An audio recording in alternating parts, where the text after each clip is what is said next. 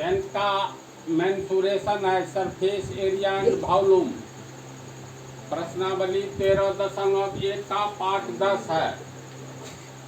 कोई तंबू एक बेलन के आकार का है। क्वेश्चन देखो, कोई तंबू, तंबू जान रहा है न, टेंट बाढ़ पीड़ित लोगों के लिए बांध पर बनाया जाता है। प्रायः इस टाइप का टेंट को लोग देखना, बाढ़ पीड़ित के लिए जो बनाया जाता है भूमि पर ऐसे। तो किस टाइप का हुआ ये तंबू?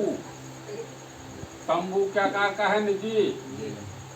अब बहुत जगह मान लो ऐसा कर दे, ये तंबू है, समझा? ये एक बेलनाकार आकृति है। कहने का अर्थ ये है, ऐसा बनाया जाता है।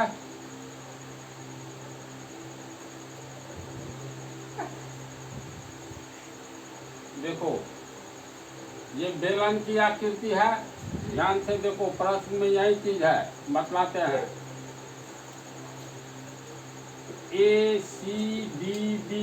ABDC एक बेलनाकार आकृति है।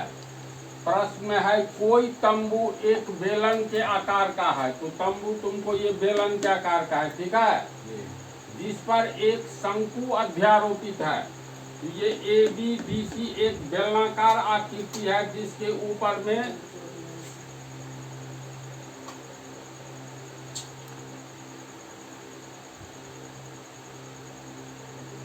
चित्र को समझ रहा है ठीक से? ACBD एक बेलनाकार आकृति है जिसके ऊपर में एक तंबू EAB तंबू हो गया। ये अध्यारोपित है।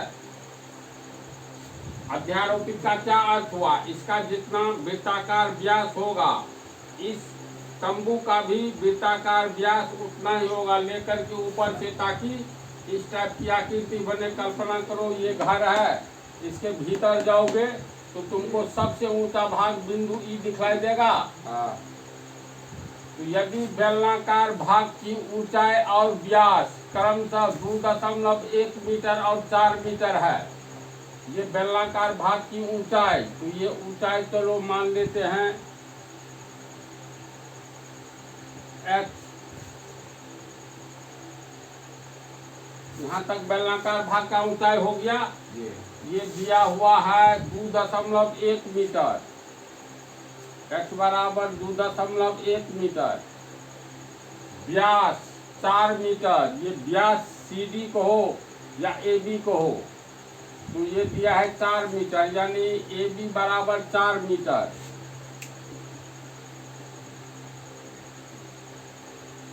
व्यास हो गया, व्यास का डायमीटर यानी D का मान दिया है 4 मीटर। इसीलिए R कितना होगा? 4 का आधा 2 मीटर होगा। R कहाँ से कहाँ तक? तो ये केंद्र मान लो O डैश, इसका मान लो O, दोनों केंद्र को मिलाएंगे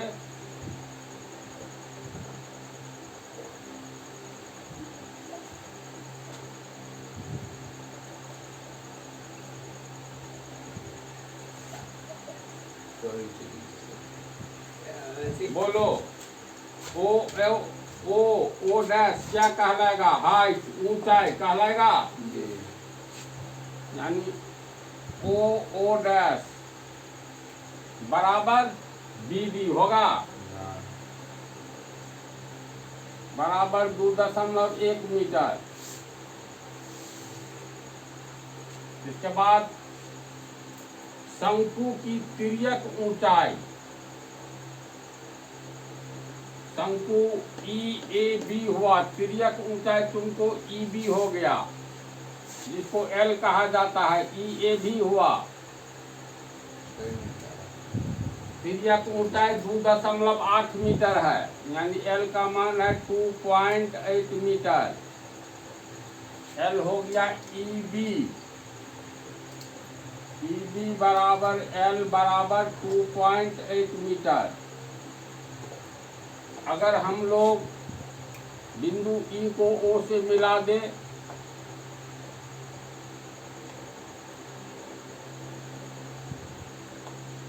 तो तो ध्यान से देखो, पूरे सिस्टम की ऊंचाई ई से लेकर के ओ तक हुआ जी।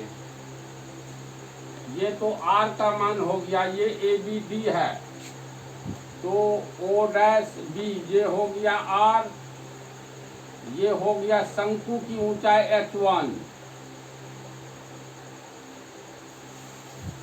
यानी ई ओ डैश शंकु की ऊंचाई।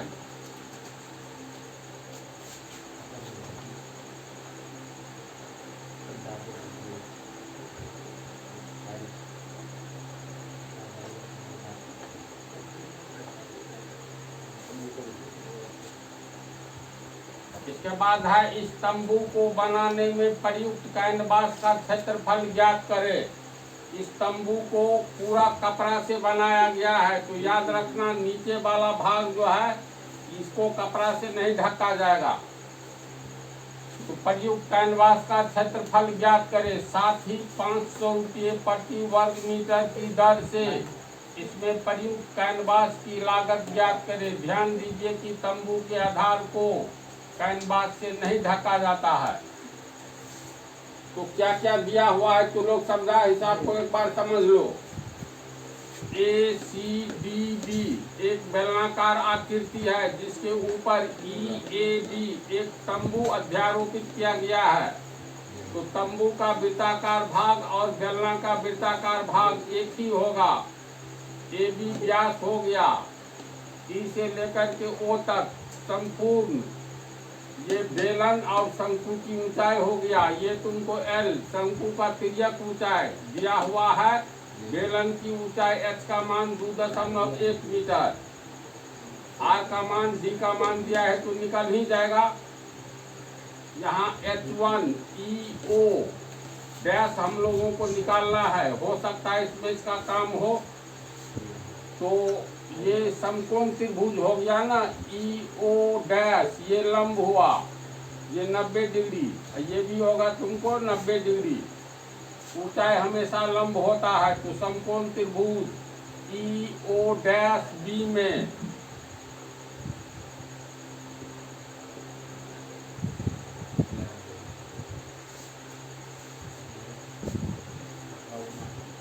इसमें समकोण त्रिभुज का फॉर्मूला होता है कर्ण स्क्वायर बराबर लंब स्क्वायर जोड़ आधार स्क्वायर।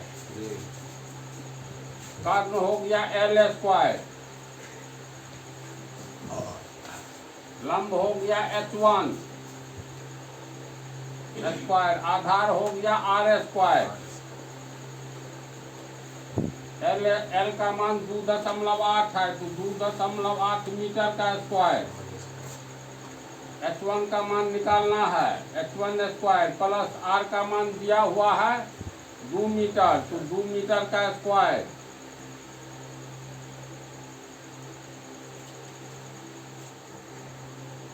तो 2.8 का होल स्क्वायर होगा 7.84 मीटर स्क्वायर हो गया। फिर ये हो गया H1 स्क्वायर 2 दूनी 4 मीटर स्क्वायर। तो इसमें निकालोगे H1 स्क्वायर बराबर हो जाएगा 7.84 मीटर स्क्वायर, माइनस ये प्लस वाला पीछे जाएगा तो माइनस होगा 4 मीटर स्क्वायर। अब इसको ऐसे सोचो, 7 रुपया 80 पैसा है, ये 4 रुपया है, 4 रुपया घटाओगे तो 3 रुपया 80 पैसा, यानी 3.8 मीटर स्क्वायर। इसीलिए H1 बराबर 3.8 मीटर स्क्वायर। इसमें H1 का मान निकल गया है, समझा। तो H1 का मान अलग से लिख लेते हैं, आवश्यकता पड़ने पर 1.94 मीटर।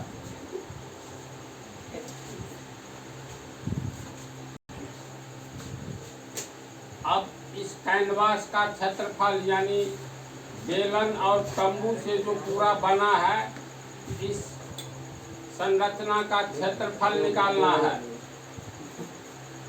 यानी मिला जुला कर ये टेंट है, तंबू है, समझा। तंबू का कुल टोटल सरफेस एरिया, इसमें क्या क्या जुटेगा, बेलनाकार भाग, ऊपर में खुला है, नीचे में भी खुला है, तो बेलनाकार भाग का वक्र पृष्ठीय क्षेत्रफल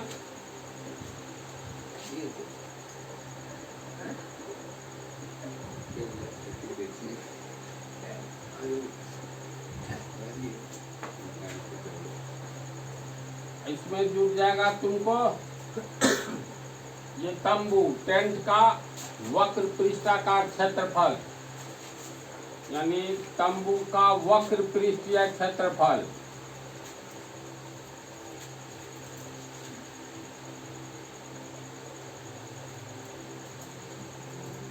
कितना होगा?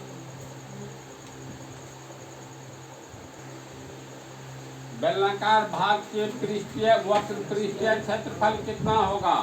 तो 2πr(h) होगा जी। तंबू का वक्र पृष्ठीय क्षेत्रफल πr(l). इसमें ये h जो है बेलनाकार भाग की ऊंचाई है, ये h पूरे तंबू की ऊंचाई नहीं। तो 2π ये πr इसमें कॉमन है, तो बच गया इधर 2f प्लस l। पाई का मान 22/7, r का मान दिया हुआ है 2 मीटर, गुने कोस 2, h का मान दिया हुआ है 2.1 मीटर, प्लस l का मान दिया है 2.8 मीटर।